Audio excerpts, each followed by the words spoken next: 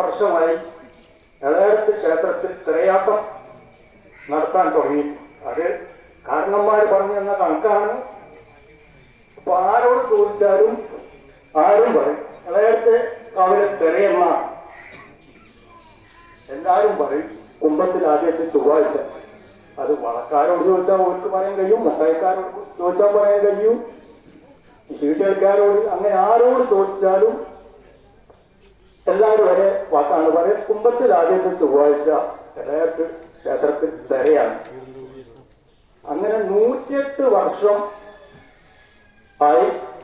ഈ 24 തിരയടക്കം നോക്കുന്ന സമയത്ത് 108 വർഷമായി ഇവിടെ തിരയാട്ടം നടക്കും.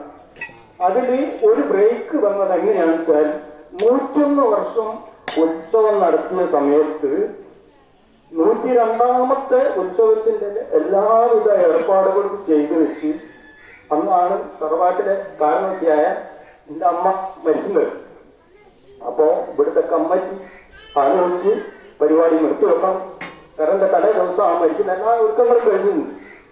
അങ്ങനെ ആ കൊല്ലം മാത്രം കരയുത്സവം ഞങ്ങൾ നടത്തിക്കുന്ന ആ ഡേറ്റ് മാറിയിരുന്നു മാത്രം. അത് ഫെബ്രുവരി 13 തറ കണ്ടിട്ട് അത് ഏപ്രിൽ 3 മാറ്റി. എന്നാലും ഞങ്ങൾ കരയുത്സവം നടത്തിയിട്ടുണ്ട്. അങ്ങനെ ഇത് കാരണന്മാർ പറഞ്ഞു തന്ന കണക്കുകളും എല്ലാം കൂടെ കൂട്ടിയിട്ടാണ് ഈ പറയുന്നത്. എന്നിരുന്നാലും എത്ര വർഷമായി ഇവിടെ എടക്കോട്ട് തിരയാട്ട കലാസമിതി തിരയാട്ടം നടത്താൻ തുടങ്ങിയിട്ട് എന്ന് ചോദിച്ചാൽ അതിന്റെ കൃത്യമായുള്ള കണക്ക് ഇങ്ങേത്തെ പ്രാവശ്യമാണ്. പാലാത്തൊടിയെ ചോയ്വൈദ്യർ എന്ന് പറയുന്ന ഒരു വ്യക്തിയുണ്ട്.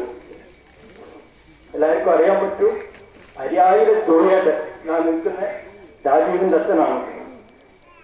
അയാള് ആ വ്യക്തി നമ്മളെ വല്യച്ഛന്റെ മോളെ കല്യാണം കഴിച്ചു. വല്യച്ഛന്റെ കുട്ടായി വല്യച്ഛന്റെ 2ാമത്തെ മോളെയാണ് കാർത്തികേനി എന്ന് പറയുന്ന ആൾ കല്യാണം കഴിച്ചു. കല്യാണം കഴിച്ചു കഴിഞ്ഞാല് സ്നേഹിതന്മാരാകുന്ന സമയത്ത് എന്ത് ചെയ്യും? സ്നേഹിതന്മാരോട് പറയും, എടോ എന്റെ ഭാര്യ വീട്ടിൽ ഉത്സവമാണ്, നമ്മൾ പോകണ്ടേ? ചന്തക്കുഞ്ഞ് പുത്തൂര് കാളിക്കുമുത്ത് ചാത്തുണ്ണൂര് പുത്തൂര് ചന്തക്കുഞ്ഞ് അങ്ങനെയുള്ള ആളുകൾ ഒക്കെയാണ് ഈ എടക്കോട്ട് തിരയാട്ട കലാസമിതി എന്ന് പറയുന്ന ആ പ്രസ്ഥാനം കെട്ടിപ്പടുക്കുന്ന ആചാര്യന്മാർ.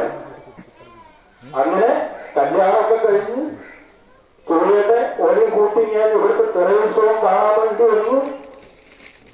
ഞാൻ തിരയുത്സവമൊക്കെ കണ്ട് 1-2 കൊല്ലം അങ്ങനെ കണ്ട സമയത്ത് ഇന്നേക്കും പോയി ചോദിച്ച്, അല്ല ചോദിച്ച് ഒരു തമ്മിൽ അങ്ങനെ അങ്ങോട്ടും ഇങ്ങോട്ടും വൈദ്യനാ വിളിക്കുക, നിങ്ങൾ അവിടുത്തെ വരവിട്ടിന്റെ ഉത്സവം ഞങ്ങൾക്ക് തൊന്നൂടെ ഞങ്ങൾക്ക് നടത്തിയാൽ തരക്കേടില്ല എന്നൊരു താല്പര്യം